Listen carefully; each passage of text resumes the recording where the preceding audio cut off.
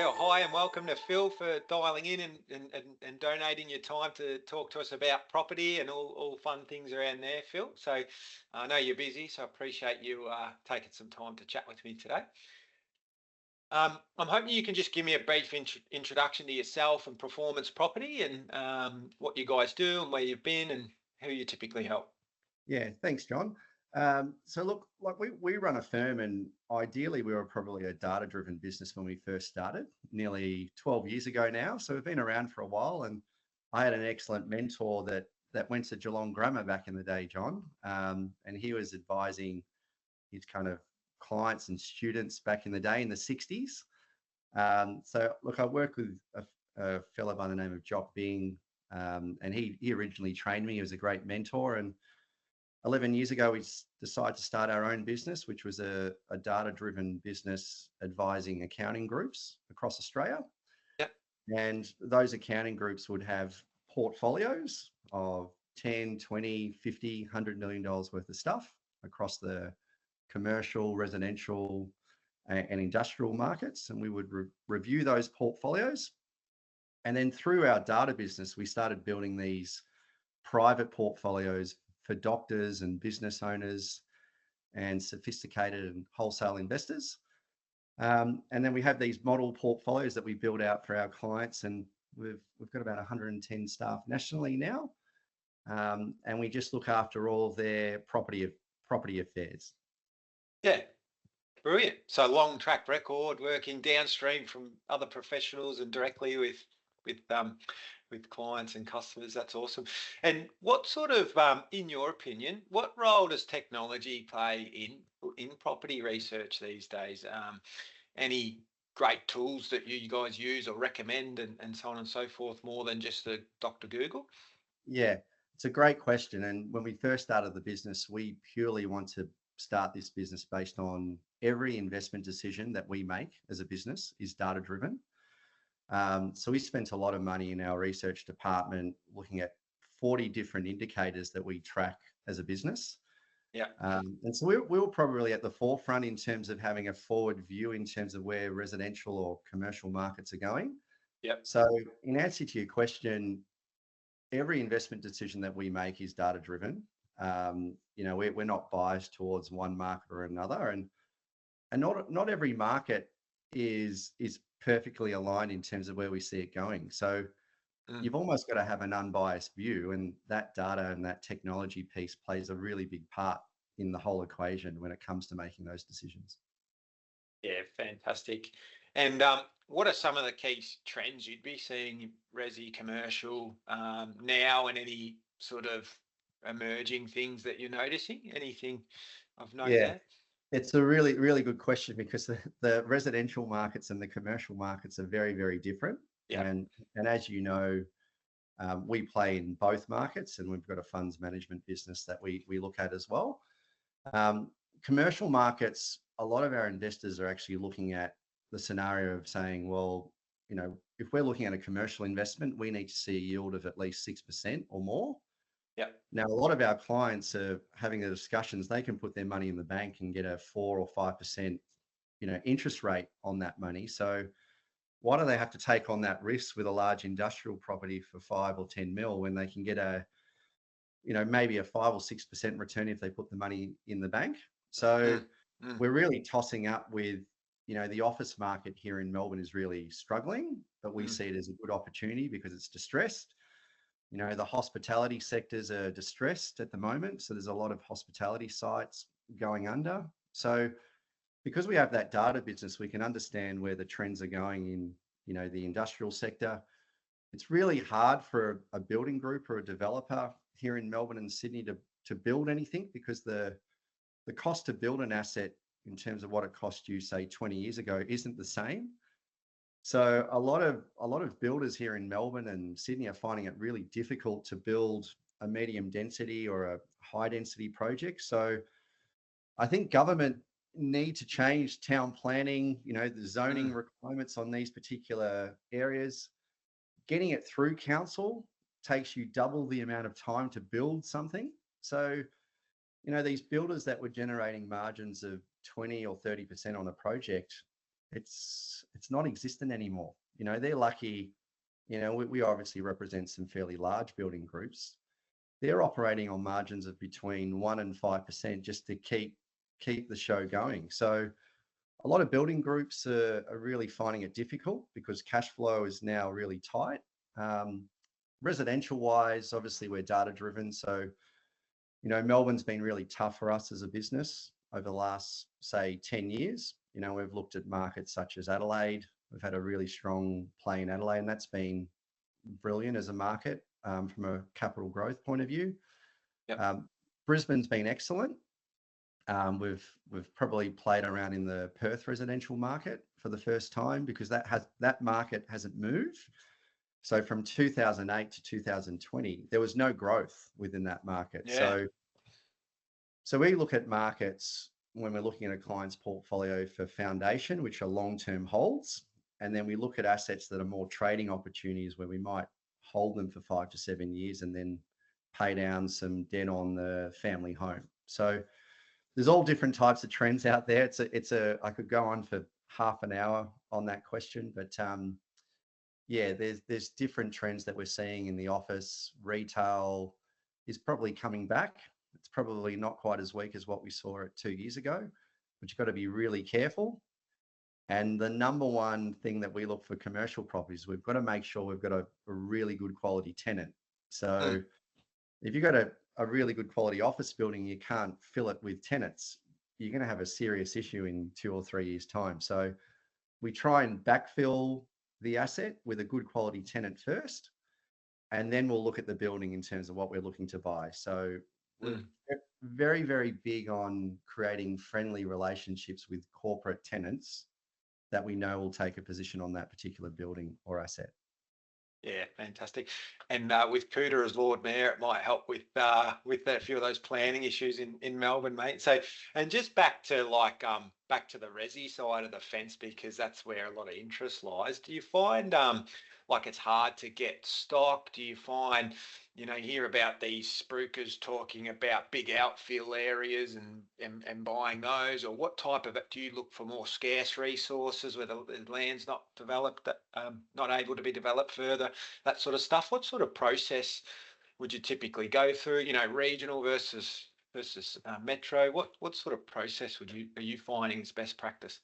Yeah, look, it's again, it's a good question, but every market's particularly different. We don't touch any newly developed or newly built. We don't buy any house and land packages. From our end, we probably like regional areas such as Ballarat, Geelong, Bendigo. They've been fantastic regional assets. We don't look at any regional markets that have a population of less than 100,000 as a business. We only focus on kind of established housing within those markets as well. So it's really, you've got to be really careful. And we tend to go for assets that have a larger land holding in the property. So, they might be ugly looking. You or I probably wouldn't live in these properties, but as long as we've got a good quality tenant and we do the management nationally, Australia-wide, and then we underlie that with our kind of 40 different indicators that we're tracking. So, obviously, you look at Perth at the moment, there's 70,000 interstate migrants moving into the market. Yep. But in terms of stock, there's only 14,000 dwellings on the market for sale. So, obviously the demand indicators are pretty good. You look at Geelong at the moment, the affordability index in Geelong is running at probably closer to 40%. So 40% of an average person's income is going to service that home loan debt. So there's a number of different indicators that we look at for both regionals and capital cities. And they both play a part. If you're starting out with your portfolio and you've paid off a little bit of debt on the home and you want to start out, we would be suggesting you start off with a $400,000 to $600,000 asset rather than go for the capital city asset at $1 million or $1 to $2 million, which is generally the entry point for a good quality capital city house. And just that broader macro stuff you're talking about affordability indexes and these type of things, it just shows you the nuanced way that you go about things as opposed to just buying a small block in the hometown you grew up in. So, Yeah. yeah. Yeah. And I think, you know, we've got a lot of rural clients, you know, a lot of farming clients that we look after across Australia. Mm, And a lot of our farming clients tend to buy in the towns that they've grown up with, or the mm, nearest town with a higher population. mm, So a lot of our Wimmera district type clients, a lot of our Mallee district type clients, you know, they might buy in Swan Hill, or they might buy in Bendigo, or Mildura, or Albury. So they buy in the sister cities that just, yeah. you know, probably within, they do their shopping in, or they get their supplies or their machinery from. Yeah. And our goal is to educate them and saying, well, hey, there's probably better markets that you should be taking a position on. And then we obviously prove that with the data sets. And those areas are okay, but we grade every regional centre as a triple A, triple B, triple C, or triple D. And a lot of those areas tend to be triple C rated areas where they've had a long-term compounding growth rate of around about 5%. Mm, But if we can get you 6 or 7, you know, better quality, you know, over a 10-year period, that performance of that growth will probably help them buy other existing assets to help them grow their existing mm, portfolio. So it's mm, just an education piece, and you know, and we've got non-biased data to suggest what they should or shouldn't be doing. mm. And when you're talking even 0.5% on a big asset like that, it's not necessarily nominal in terms of the difference, is it? So it can be the Correct. difference between, yeah, turning left on a plane in retirement or right. So, Yeah, so no, yeah, exactly right. And it's just an education. And they can have one in the portfolio, but that will almost slow down their capacity to go and do other things with us, you know, over the long term. mm, mm.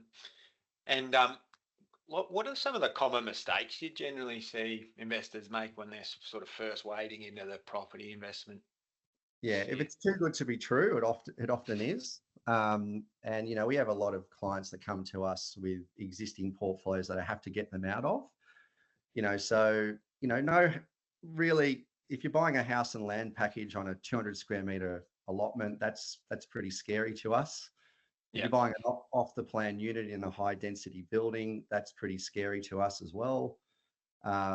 If you're looking to do a development as your first investment, I'd probably stay away from that. Just it's all about us risk mitigating that, you know, not probably not pushing them to make that mistake in the first one or two investments.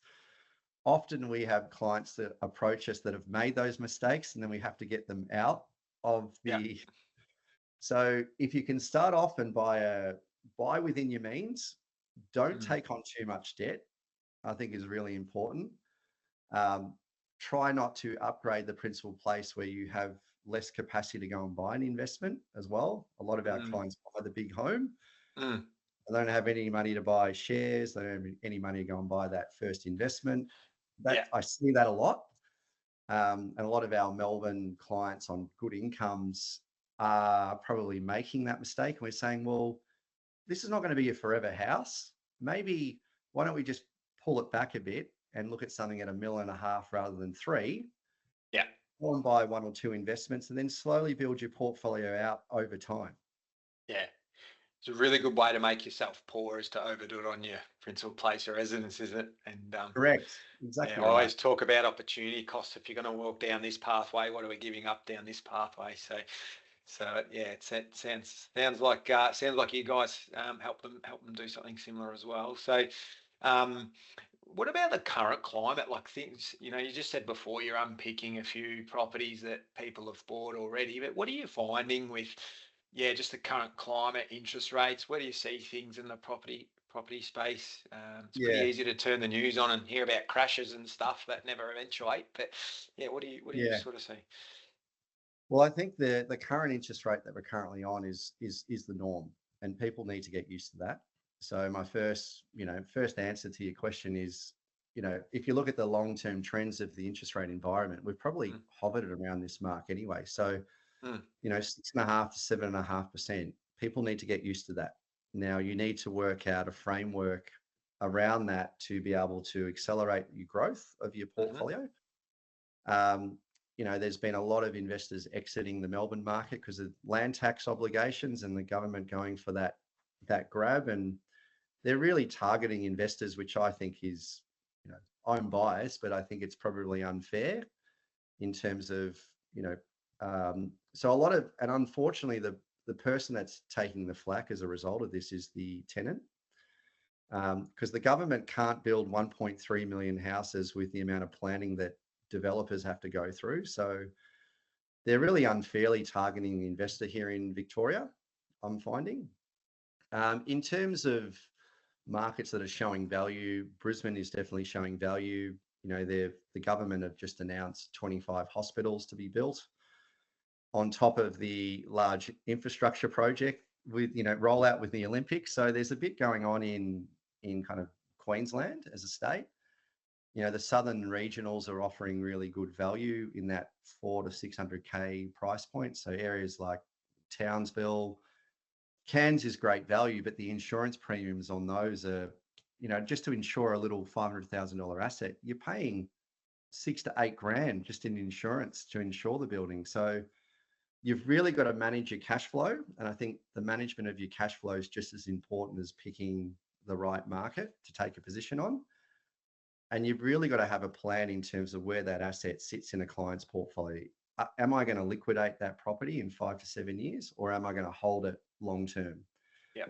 So when we're looking at a client, every client's different in terms of where they want to get to. We've just got to make sure we understand their position. So yeah, interest rate environment, land tax, I think diversification. So we have clients that are building a $5 or $10 million portfolio they've got all their assets positioned all over Australia, and we just manage their affairs. There's an online portal that they jump on, and then they can get a snapshot of how their portfolio is going. So our clients, probably 95% of our clients haven't seen any of their properties. They're obviously putting a lot of trust in us to run their portfolios for us, but my suggestion is start off with one and just slowly build it from there. Just build and grow from there. Yeah, don't overdo it too early. So fantastic, mate. Well, I think we're going to stop there in terms of today's chat, but we're planning on having another one of these in the months to come, just to really unpack the performance property process and how you guys work in a bit more detail. If people want to sort of reach out and find out a bit more about you guys, what's the best way? Yeah, well, they can jump on our website, www.performanceproperty.com.au. They can reach out to my EA, Daphne, who organises our meetings, and then ideally get a snapshot of their position. And then obviously we'll obviously run a review and give them some suggestions around what they should or shouldn't be doing. Yeah, all too easy. Well, thanks, Phil. Thanks for your time. We'll chat again in a month or two's time, and thanks. I appreciate it. You're welcome, John. Thanks, mate.